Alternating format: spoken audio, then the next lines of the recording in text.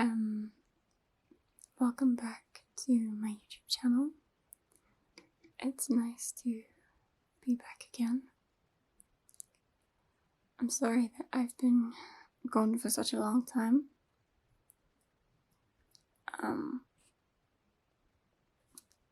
I just felt like coming back because it's been a very stressful year. And if I can help contribute to some calm, then that is something I'd really like to do. So today, this video is going to be me showing you some of my favorite books, and that will involve some tapping,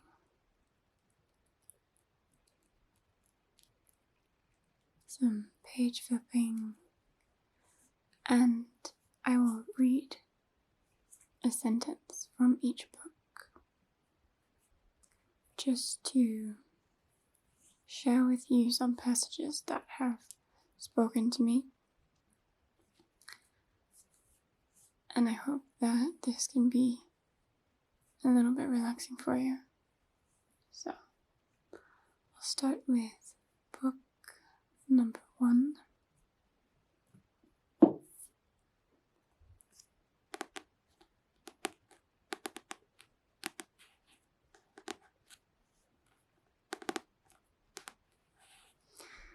Book number 1 is called Common Ground.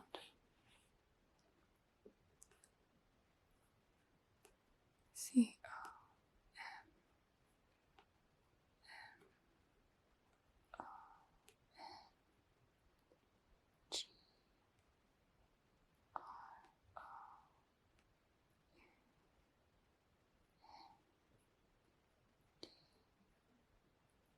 Common ground.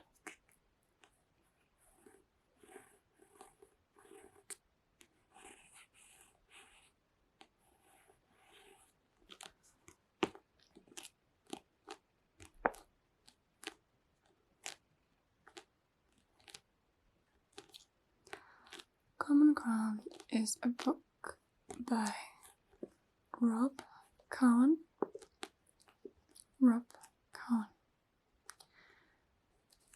And it's one of my favorite books of all time, if not my favorite book.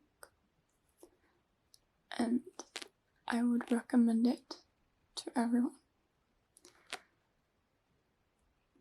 I wouldn't want to give away any plot points, but essentially it follows a man who has moved back from London to his hometown in the north of England. So he's moving back to the north, and it follows his journey of doing that. But one of the most unique things I found about this book is that it takes the perspective in the beginning of each chapter of an animal or of an interaction with an animal. So the book is a piece of nature writing, but it is not entirely anthropocentric, so human focused. The book incorporates animal perspectives on life, and I found that really powerful, and I haven't really found any book that does it in the same way since. So if you like nature writing and you like animals, I would really recommend this book to you.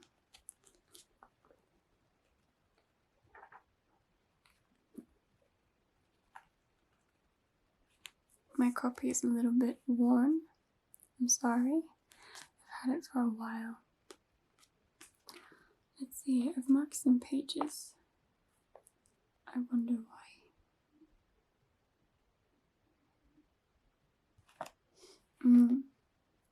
Okay.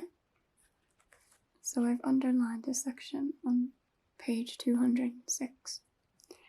And it says, I think he's talking about a bird. And he says, as though we've become so corrupted that even other species are petitioning us to take a look at ourselves.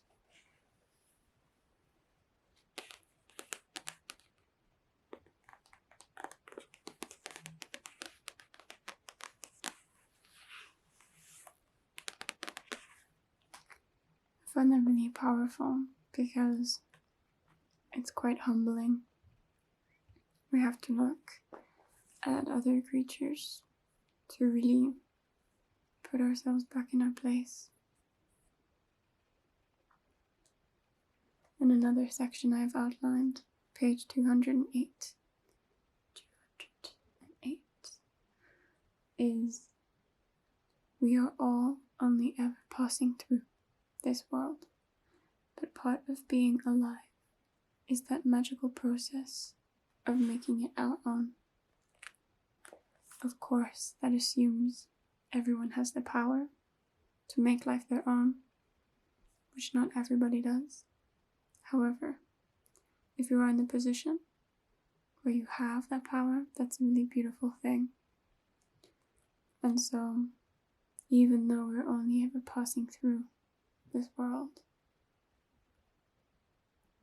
being alive and being part of it is a really magical process that we can have through making our lives our own and attempting to gain agency through that. So, Common Ground by Rob Cowan. If you like it, or like the sound of it, I would really recommend that you pick it up. It's a beautiful story, and you have a beautiful hair here.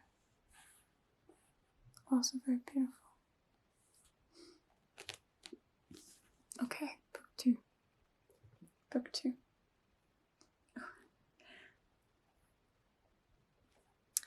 Book two is not a nature book. It is a fiction book, but it is modeled off real life experiences. So this book is written by Samuel Salvon. He's a Trinidadian writer, or he was a Trinidadian writer. He has passed away now, but his work is really beautiful and incredible and engaging.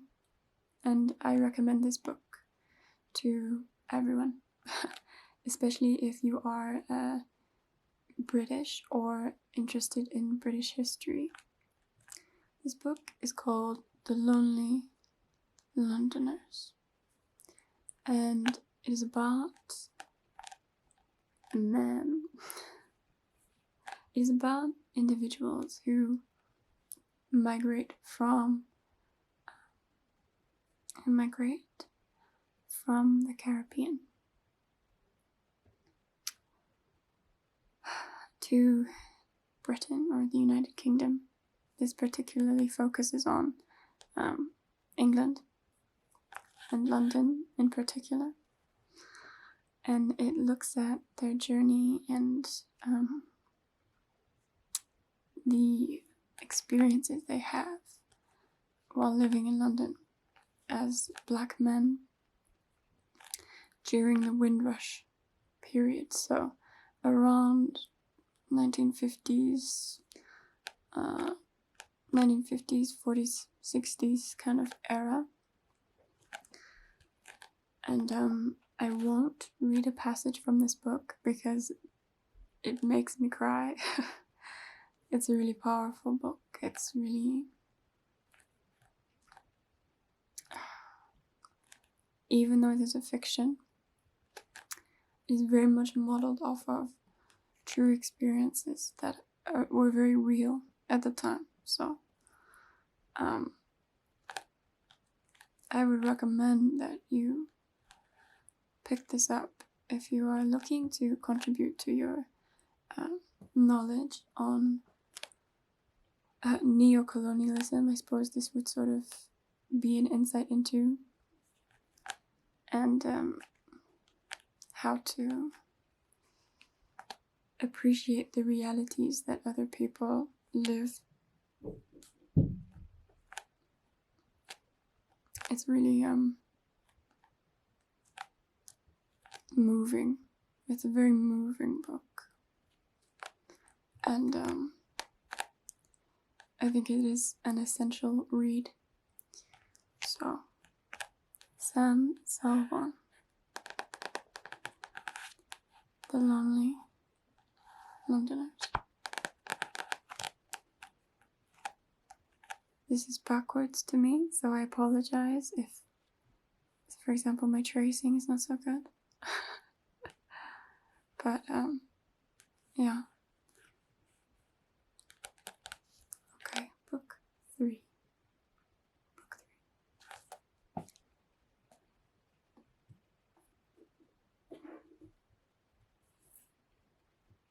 Similar to the book we just saw, this is called Closure. And it is, excuse the reflection, contemporary Black British short stories. It is edited by Jacob Ross. Jacob Ross. And the short stories in here have been written by Black British authors. So there are many different stories in here. It is the first anthology of Black British short stories since the year 2000. And the one that came out in the year 2000 was called IC3. So IC3. I'll put it in here.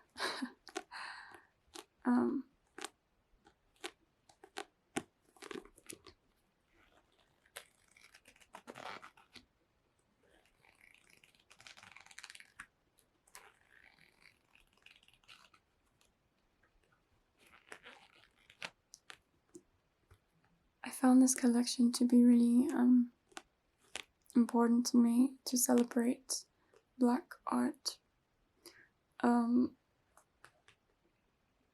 to support it, obviously financially. I have quite a few favorite stories, but one of my favorites for sure is one by Hannah Riaz. Let me find it.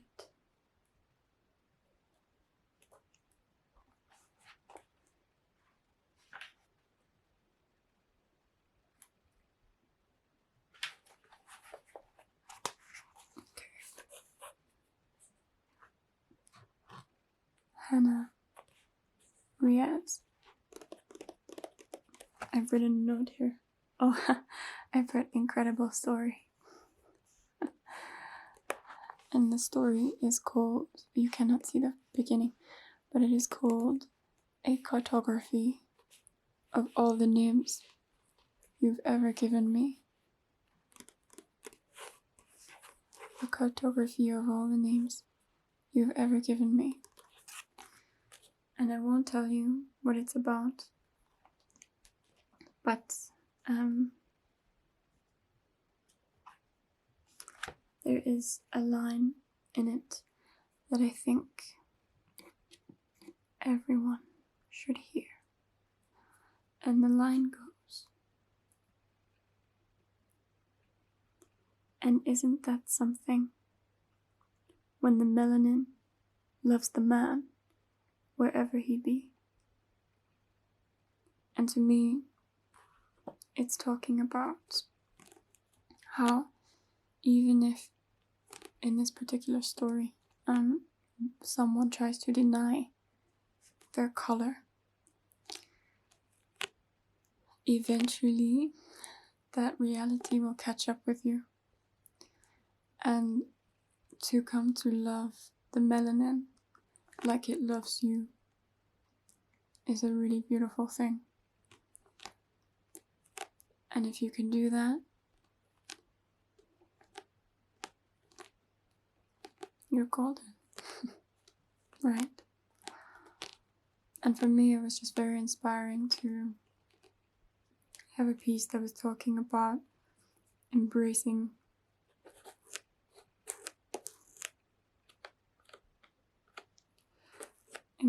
color, because there is a passage in book number 2 that also talks about internalized issues with color, and it's very unfortunate. But I think,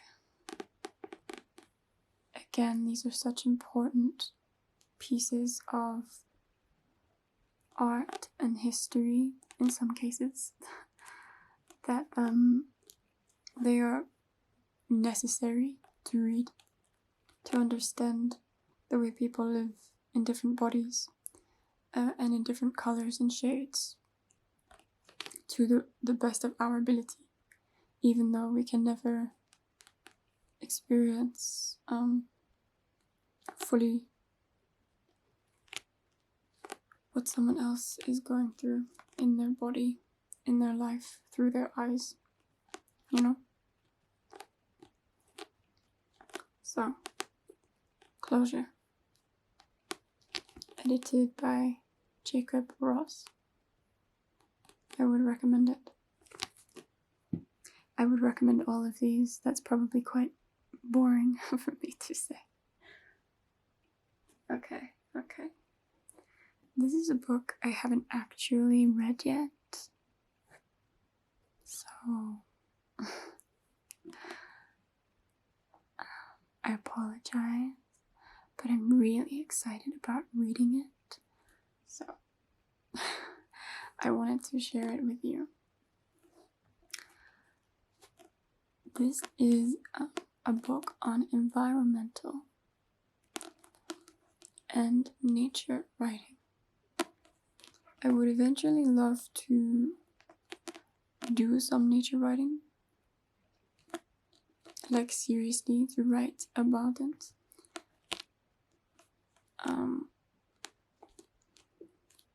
Because I'm so enthralled by nature writing. Oh, I forgot one of my, never mind. I'm so enthralled by the practice.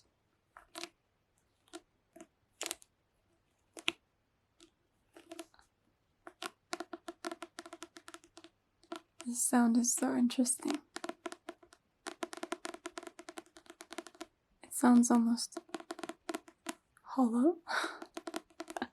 It's not, I promise. Okay, so this book is it's put together by Sean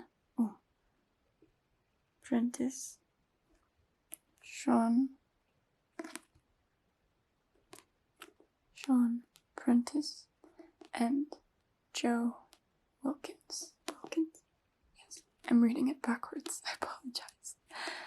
Sean Prentice, Joe Wilkins. But this book is a guide on how to do nature writing. But it is also an anthology.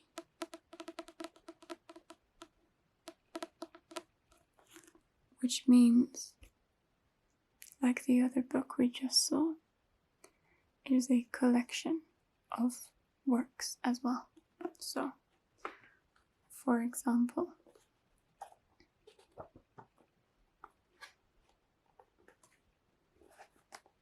this is a random chapter. Chapter 8, The Art of Activism. And they give you recommended readings and then a guide to how to write certain exercises. So this one is free writing.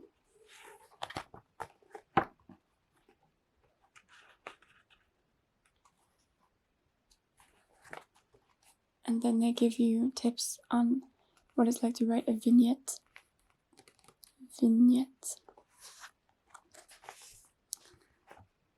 And then it talks a little bit more about the theory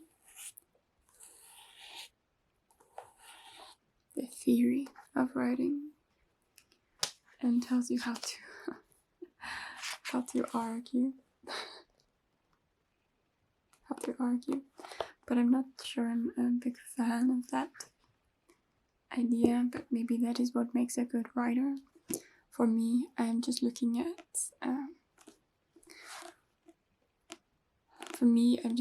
at writing about my experiences with nature connectedness.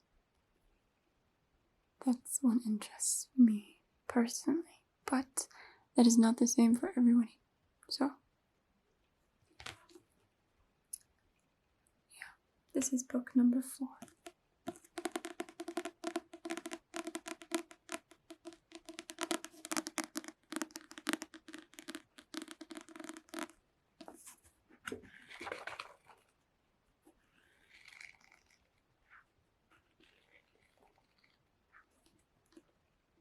Okay, book number 5. Oh, what's that? Yes, book number 5.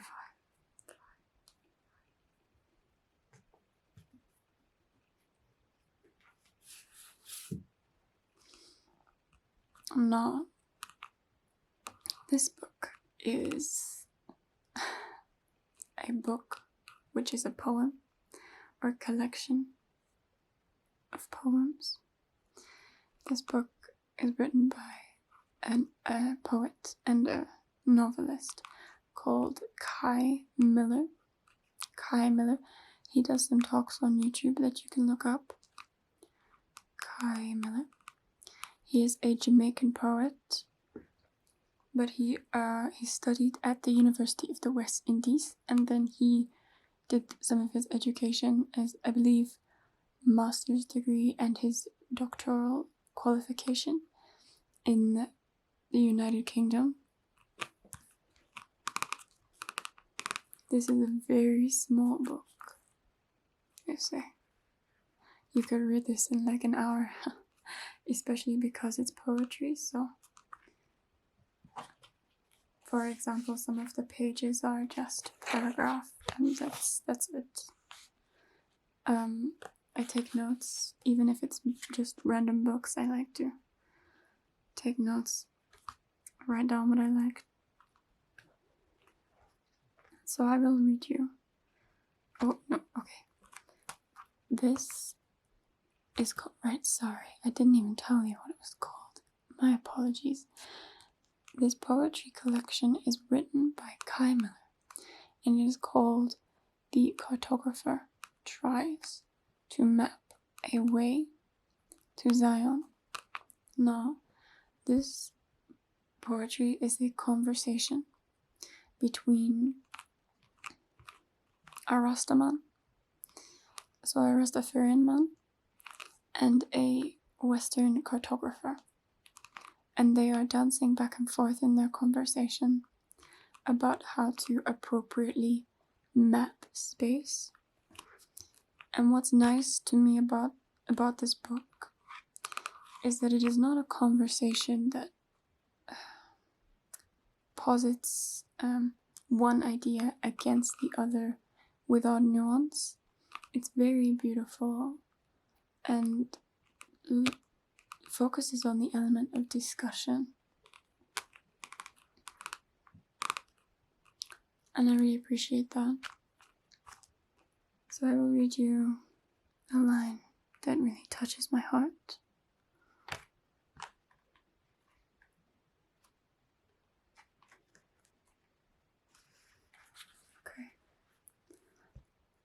How does one map a place that is not quite a place? How does one draw towards the heart?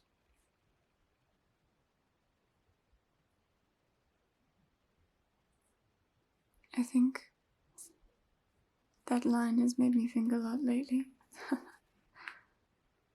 I keep thinking about what it means to make place, or make a place that is comforting to you,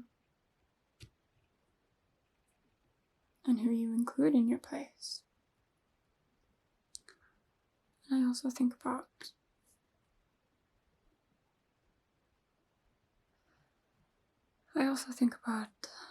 what it means to draw towards the heart, to be true to yourself,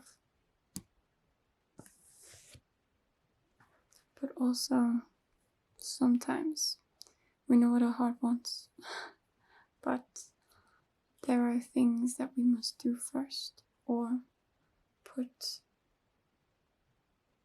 first in that moment for a particular reason. So for me, making a place and eventually drawing towards your heart is a process. It is about finding a way that is not linear. You don't find a place and that's it. You are always curating a place for you.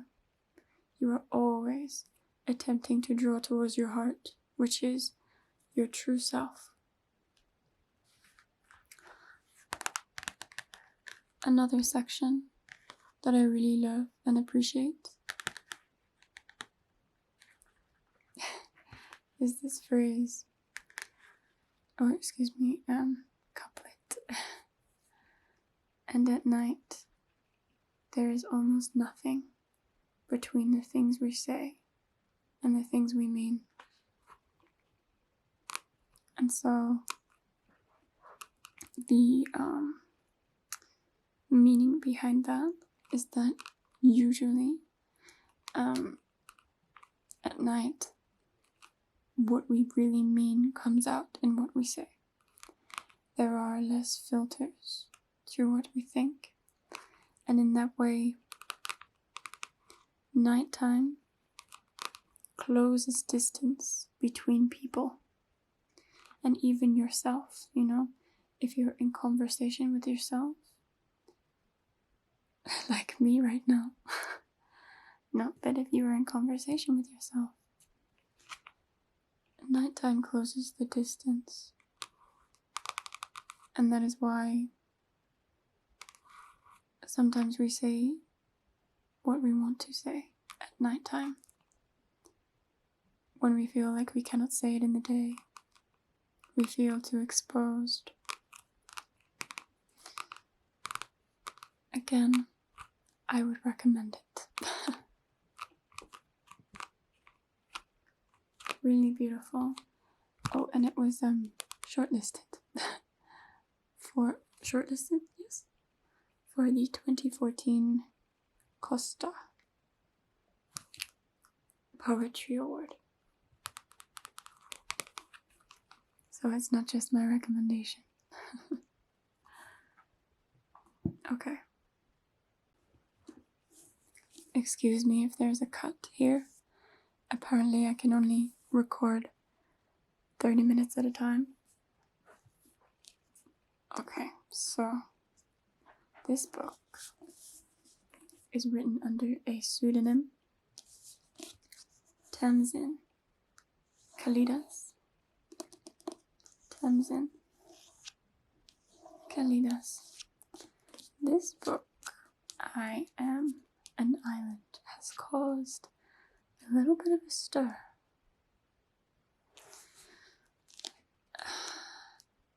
And you can look it up as to why.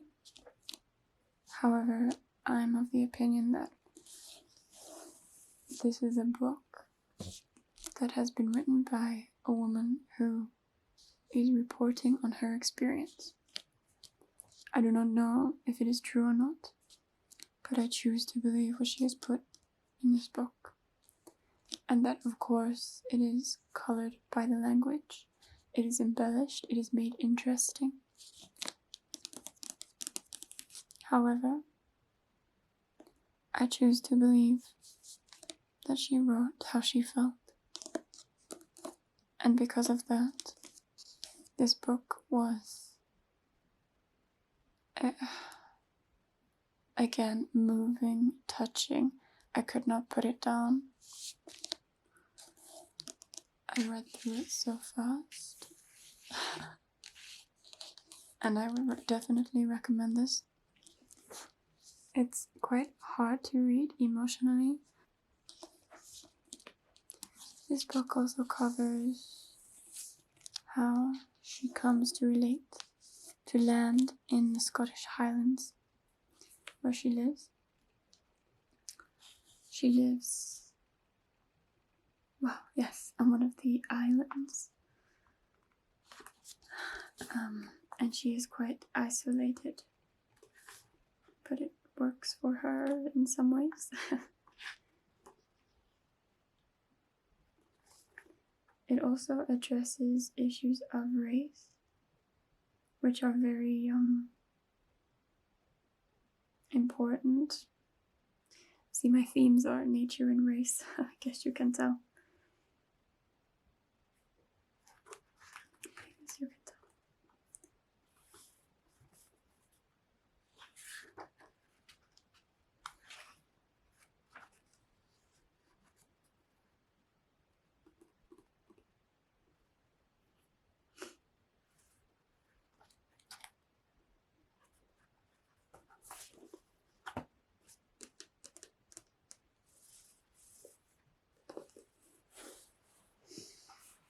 Okay, I was trying to find a passage to read,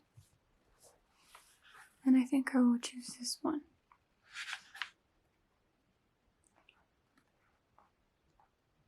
The sea is true.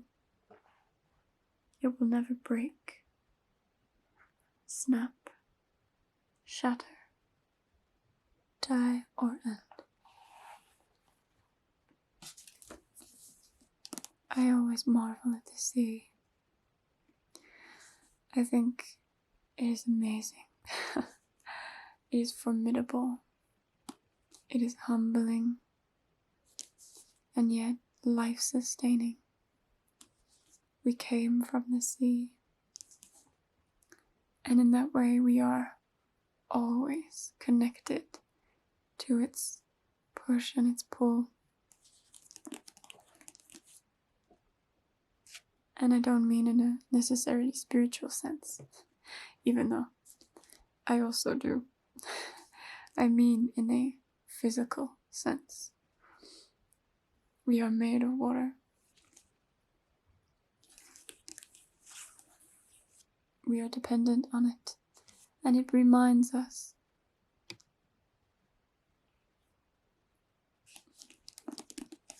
that we are not islands in that we are disconnected. We are infinitely connected to the ecosystems of the earth, but that there is sometimes strength in isolation, and we need to be able to come to stand on our own 2 feet. There needs to be a balance, right?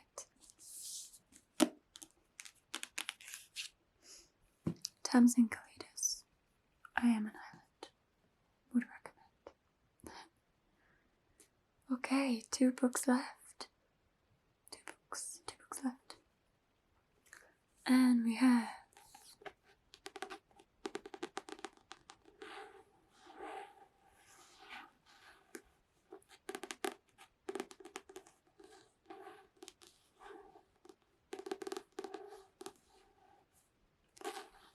The Wisdom of Trees by Max Adams.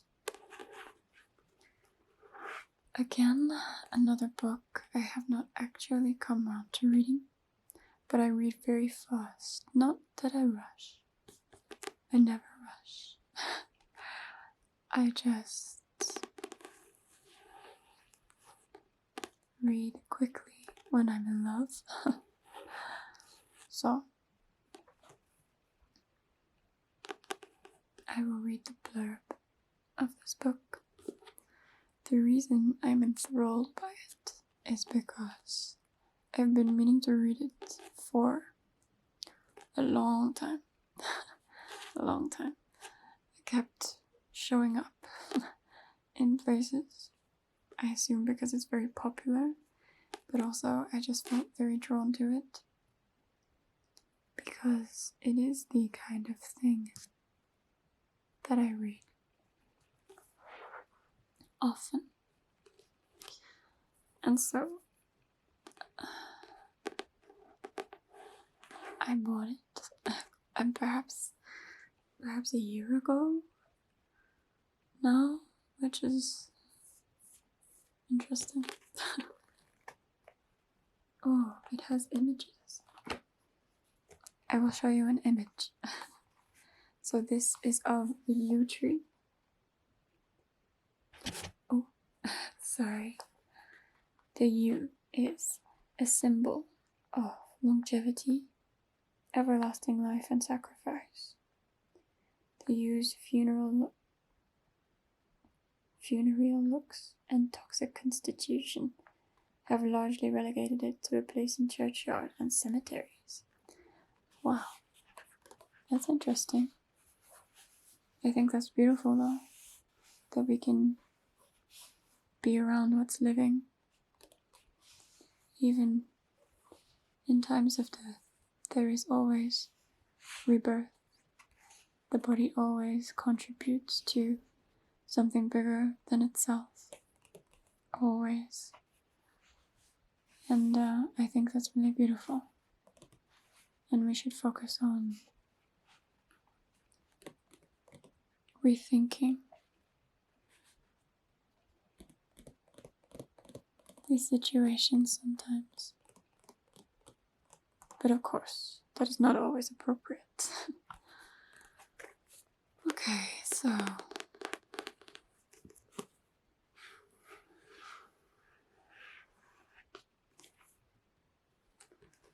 the trees are marvels of nature. Still standing giants of extraordinary longevity. In a beautifully written sequence of reflections, investigations, stories, and tree profiles, Max Adams explores both the amazing biology of trees and humanity's relationship with the wood and forest across the centuries.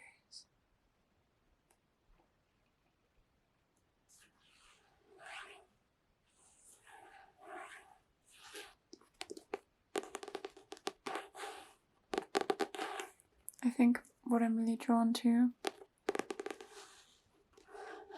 in nature are forests and oceans.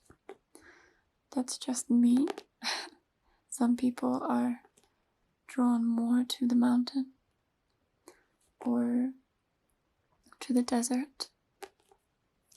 But for me, it is very much forest and ocean. Though I appreciate that there is beauty and formidability in those other elements too. Okay, so final book. Final book is called Homecoming. I didn't really think about finishing with this book, but I think it is appropriate. If you are not able to be home right now, let this place be your home. Be home here with us on this page, in this community. This book, however, is again Voices of the Windrush Generation. It is written by Colin Grant. And the premise of these books, this is not fiction, non-fiction. It is about the history, it is the voices of the Windrush Generation, and it pulls at my heart to read. So I will read you the blurb and you will understand the reason why.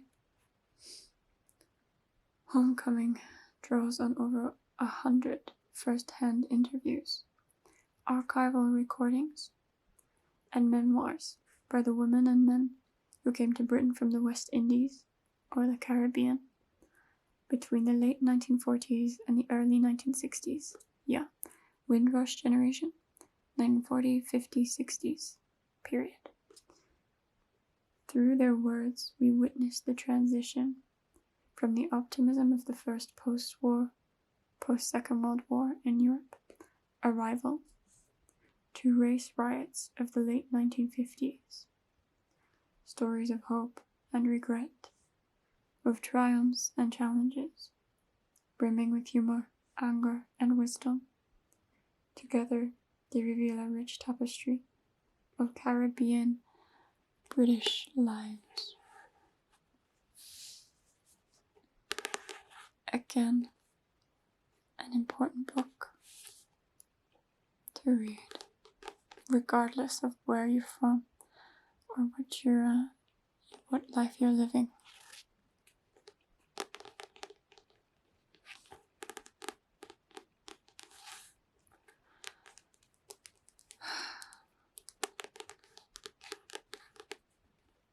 There is a bittersweetness to everything.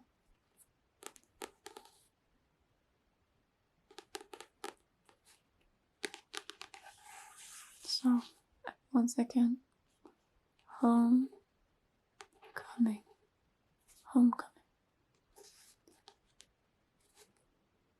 I really like that it's split actually, because you have the word homecoming as one word, right?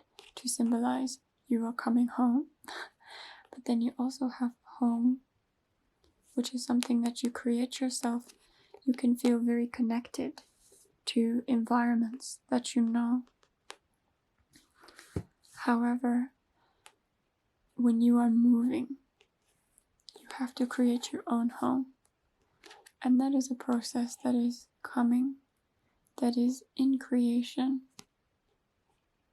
At least this is how I'm reading these words. I'm not trying to make super philosophical statements. But that's what that separation made me think of. How you are in a constant creative process of making yourself home. And how sometimes people will try and jeopardize this. And that is a shame.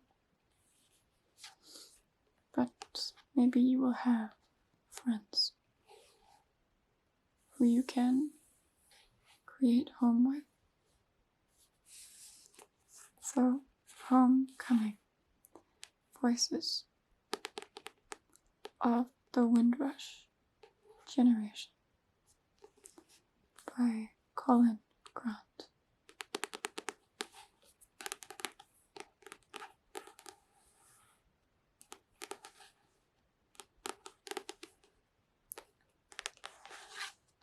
Okay, so that is the last book for today. I hope you enjoyed it. I hope it brought you some peace. I hope maybe you are inspired, and if you have the money to support any authors, you may purchase. I'm not sponsored. I just am genuinely sharing books that I love with you. If this is annoying, let me know. I won't do it in future videos. Alors, I was thinking for my next video, I would do a natural hair wash day, hair routine, with sounds of hair brushing and detangling and moisturizing. So let me know if that is something you would be interested in. Equally, if you have requests, please put them below. I would be happy to take a look at those. My schedule is not super flexible, so forgive me if I take some time to fulfill your requests. But know that I am trying.